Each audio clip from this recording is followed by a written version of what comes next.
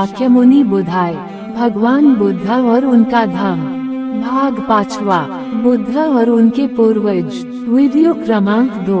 आइए इस वीडियो में देखते हैं। कपिल दार्शनिक। प्राचीन भारतीय दार्शनिकों में कपिल सर्वाधिक प्रधान है। उसका दार्शनिक दृष्टिकोण अनुपम था। वो एक अकेला दार्शनिक नहीं था, वो अपने में मानो एक दार्शनिक वर्ग ही था। उसका दर्शन सांख्य दर्शन कहा जाता था। उसकी दार्शनिक मान्यताएं चौंका देने वाली थीं। सत्य के लिए प्रमाण आवश्यक है।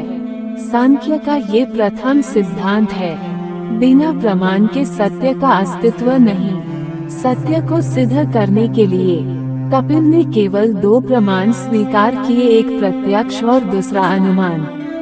प्रत्यक्ष से मतलब है इंद्रियों के माध्यम से वस्तु की चित्त को विद्यमान जानकारी। अनुमान 3 प्रकार का है। एक कारण से कार्य का अनुमान, जैसे बादलों के अस्तित्व से वर्षा का अनुमान लगाया जा सकता है। 2 कार्य से कारण का अनुमान, जैसे यदि नीचे नदी में बाढ़ दिखाई दे तो हम ऊपर पहाड़ पर वर्षा होने का अनुमान लगा सकते हैं।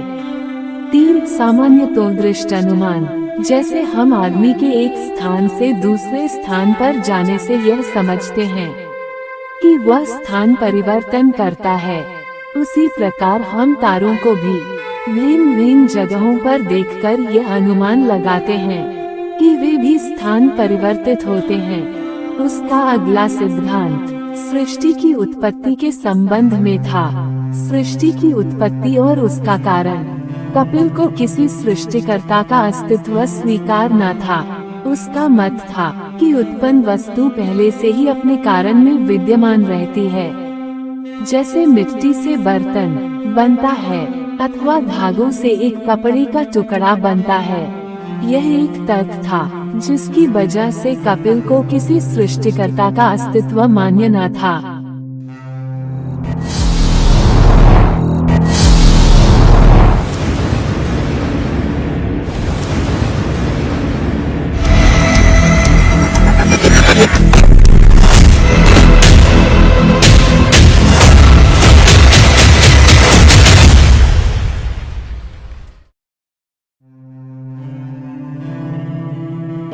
यह एक तर्क था जिसकी वजह से कपिल को किसी सृष्टिकर्ता का अस्तित्व मान्य न था। उसने अपने मत के समर्थन में और भी तर्क दिए हैं। असत कभी किसी कार्य का कारण नहीं हो सकता। वास्तव में नई उत्पत्ति कुछ होती ही नहीं। वस्तु उस सामग्री के अतिरिक्त और कुछ नहीं है जिससे वह निर्मित हुई है।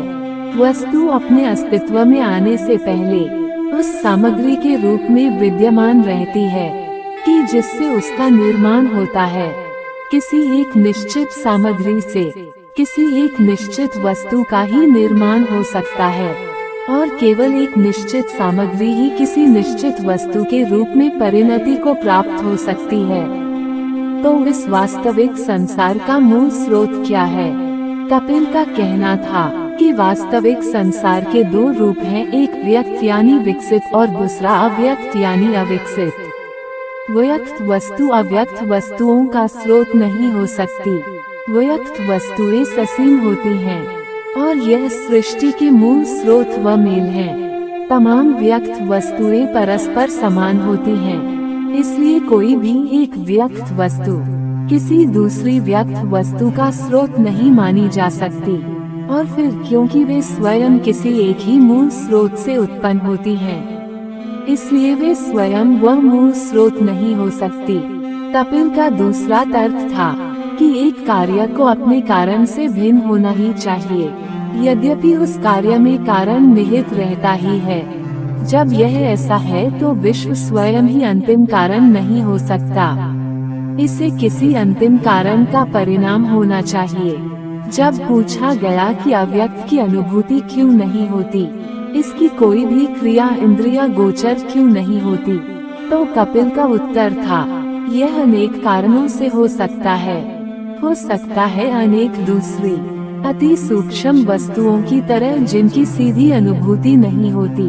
इसकी भी अनुभूति न होती हो, अथवा अत्यधिक दूरी के कारण अनुभूति न होती हो, अथवा अनुभूति में कोई एक तीसरी वस्तु बाधक हो, अथवा किसी तादृश वस्तु की मिलावट हो, अथवा किसी तीव्रतर वेदना अनुभूति के कारण अनुभूति न होती हो, अथवा अंधेपन व किसी अन्य इंद्रिय दोष के कारण अनुभूति न होती हो, अथवा इष्टा के मस्तिष्क की विफलता के ही कारण अनुभूति न होती हो।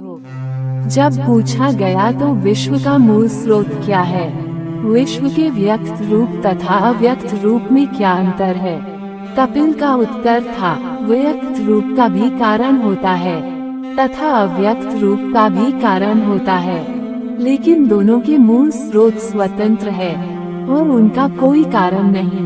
व्यक्त वस्तुओं की संख्या अनेक है, वे देश काल से सीमित है, उनका स्रोत एक ही है, वह नित्य है और सर्वव्यापक है। व्यक्त वस्तुएं शीत होती हैं, उनके अंग व हिस्से होते हैं, सबका मूल स्रोत सटा ही रहता है, लेकिन न वह क्रियाशील होता है और न उसके अंग व हिस्से होते हैं। कपिल का तर्क था कि अव्यक्त को व्यक्त में परिणति उन तीन रूप की क्रियाशीलता का परिणाम है जिनसे उसका निर्माण हुआ है। ये तीन रूप है, सत्व, रज और तम। इन तीन गुणों में प्रथम अर्थात सत्व प्रकृति में प्रकाश के समान है, जो प्रकट करता है, जो मनुष्यों को सुख देता है। दूसरा गुण रज है, जो प्रेरित करता है, जो संचालित करता है, जो क्रियाशीलता का कारण होता है। तीसरा गुण तम है, जो भारीपन का द्योतक है, जो रोकता है, जो उपेक्षा व निष्क्रियता को उत्तप करता है।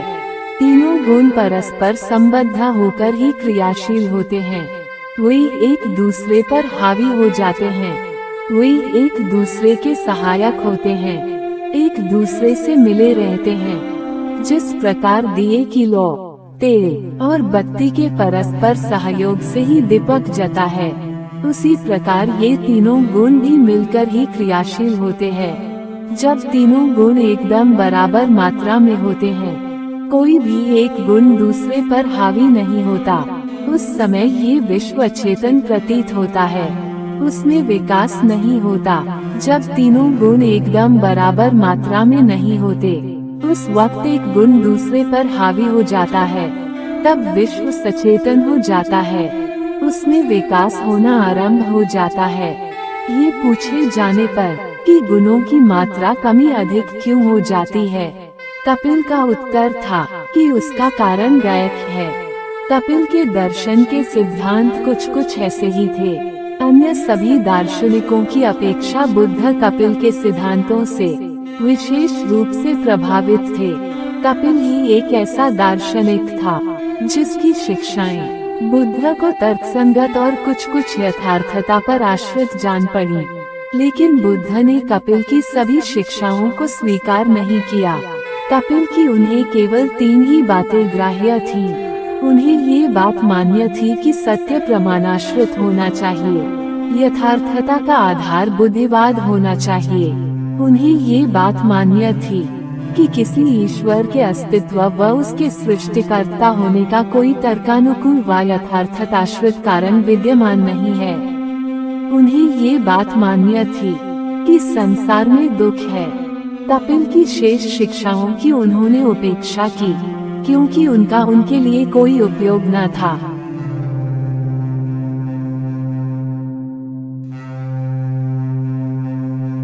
अगले वीडियो में देखेंगे ब्राह्मण ग्रंथ।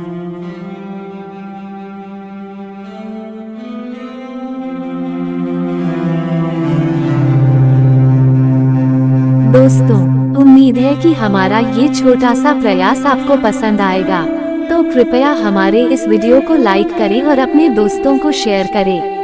और हाँ, चैनल को सब्सक्राइब करना ना भूलें। धन्यवाद।